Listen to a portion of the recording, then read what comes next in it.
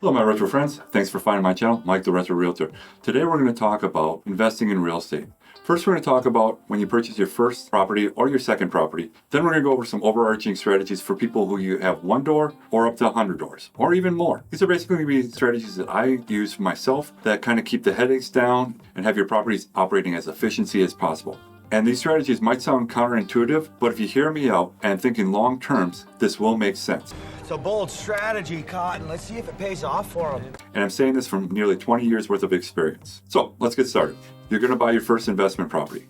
Good idea. So let's think about that really quick. When we talk about this, we're going to talk about this with the idea that you're going to have a mortgage. Assuming you have a mortgage, the first property I would buy is a duplex or a tri or even a 4-family. Especially if you can live in it. But if you're not going to live in it, I'd still do this. I would stay away from single families right off the bat for your first couple properties. The reason being is you're counting on one person to make your entire rent roll. So that's kind of tough to do right off the bat because if the person defaults, if there's a lot of issues, if they're late, you know that mortgage bill is always going to be there. If you go to a duplex or a 4-family, at least you're going to collect some money in most cases. So that's the first thing I would do. Buy a duplex, probably the safest thing to do. Duplexes are very easy to fill. Admittedly, single families are more desirable, but now you're counting on that one person for your entire rent roll.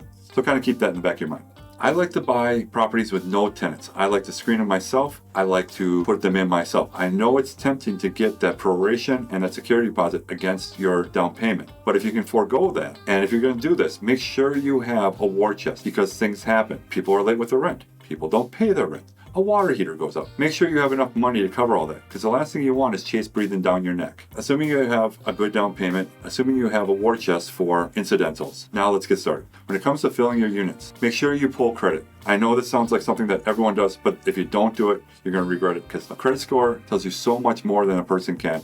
And now you're getting it from a third party. It costs about $25. You can charge a $30 application fee to wipe that out. I would certainly do that. By doing this, you're going to weed out people who are playing games. CCAP is wonderful, but a lot of stuff is not on CCAP. The credit score is going to tell you so much more. And you're going to find out if they have a ton of collections. And if they're being destroyed on collections, they're not going to make your monthly rent. In 6 months, you're going to be throwing them out and you're going to be out God knows how many thousands of dollars. Plus, it's an incredible pain in the ass. Another thing, and this might actually sound a little contradictory, don't go for market rent, especially on your first couple units. You're going to be so much better ahead if you get quality tenants that are fighting for your unit. I have next to no turnover. I keep my rents about 5 to 10% below market. I do not do an annual raise. I know some people are going to be throwing up your arms. You got to do something. Greed, for lack of a better word, is good. Greed is right. Greed works. Maybe, maybe not. I did have to do a big raise across the board on my entire portfolio because the city of Milwaukee, in their brilliance, decided to do a 20% tax increase. Way to go, guys. The reason why you do this, you want people lining up for your unit. You can pick out the 750 credit scores. You can pick out the guy who makes $75,000 a year. You will get the spotless tenant. And I've been doing this for several years now. And right now I have next to no turnover. The headaches I have are, a water heater will go out. Every year I have to say a little prayer that my furnaces all fire up. But again, this is the nature of the business. In the big scheme of things, these are not the biggest headaches. I'm not doing eviction. I'm not going to wood. I haven't had an eviction in 10 years. When someone does happen to move out, and you will have turnover no matter what. If you put a couple percentage points, 5 to 10% below market, you will have people lining up at the door. Secondly, it's probably a good idea to pay for professional photography. When you go on Marketplace, when you go on Zillow, and all the places you want to advertise, having professional photography that costs anywhere from $150 to $200 is well worth it. Your listing will pop. 2, and this is something that some people are not really into, but if you're just getting started, do the leasing yourself. Meet the people. Understand who you're renting to. Get a feel for it, what they look like. See if you're going to mesh. Make sure that their expectations are in line with what you have. Lastly, make sure the property is up to par. Do not put some piece of crap out there saying, I'm going to fix this, I'm going to fix that. Give me rent. You'll get your rent when you fix this damn door! If people do not see value in your listing, in your property, they're not going to rent for it. And if they do rent for it, after being a year when the lease expires, they're going to take off if they're not seeing value for their money. I once talked to an owner who says, the higher the rent, the better the quality of people.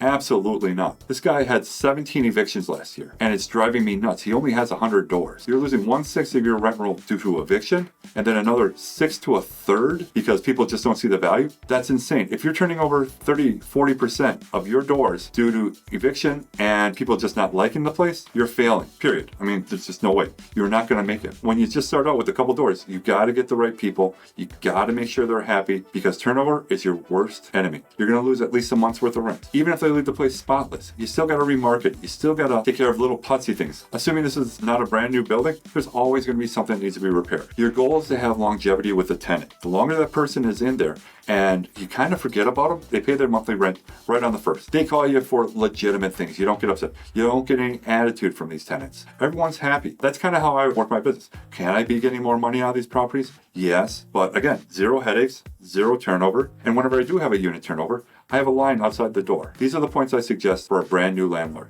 And also keep in mind, the longer you own the property, the cheaper it is to own, because once you get the things sorted out, we're going to assume it's not perfect. You're buying a 100-year-old duplex in most cases. You take care of all the repairs. You get people that are happy there. Then you do small raises here and there. I mean, I would not do more than $25 annually. Like I said, I'll go a year or two without doing a raise. But if something changes with the taxes, that's the only variable I have. Or if the markets really jump ahead like they have the last 5 years. And I did do a couple raises, but nothing serious. All my tenants do see value. And keep in mind, your mortgage interest rate, unless you did something dumb like buying on an arm, should be the same amount month in, month out. Of course, taxes go up, and of course, insurance goes up. Another thing that you can do to hedge these things is have the tenants pay the water bill. If the tenants know going in that they're going to pay the water bill, it's not a problem. Every month I take a photo of my water bills that the tenants pay and I email it over. They just don't think twice about it. It's a done deal. You want to remove as many flexible line items as possible. So now you're just dealing with taxes. And Milwaukee should be pretty stable for the next couple of years because they just did that giant bump. Insurance, again, not the biggest cost. Sometimes you just got to eat it for a couple of years, but just keep that in the back of your mind. Then, as long as the money's coming in, the people are happy, your costs are relatively low, and your repair costs are relatively low. Another thing people never talk about, if you build up goodwill with the tenants, they're just going to call you, hey, Mike, I got a clogged drain. Can you send someone by this week? Not like, oh my God, the house is burning up. They don't make mountains out of molehills. They know you're going to have someone come out. They're going to be happy. That's going to be my last thing. Be on top of maintenance. Stuff happens. And don't get in arguments with tenants over a $100 repair. If you're going to get petty, they're going to be gone. In most cases, if you're going to lose someone after your 1 year, by the time you figure in the lost month's rent, any cleanup, and if they trash the place, you've lost a year plus on that unit. So keep that in mind. Keep your tenants happy. Keep the rent slightly below market rent. They're going to stay there forever.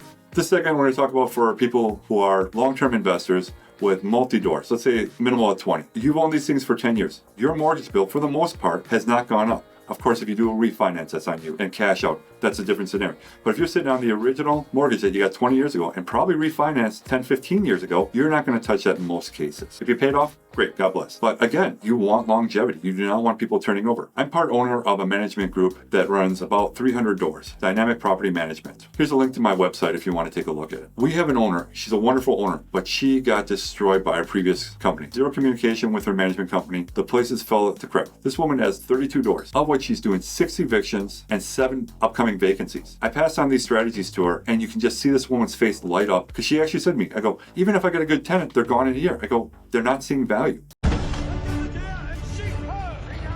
That's got to be the best landlord I've ever seen.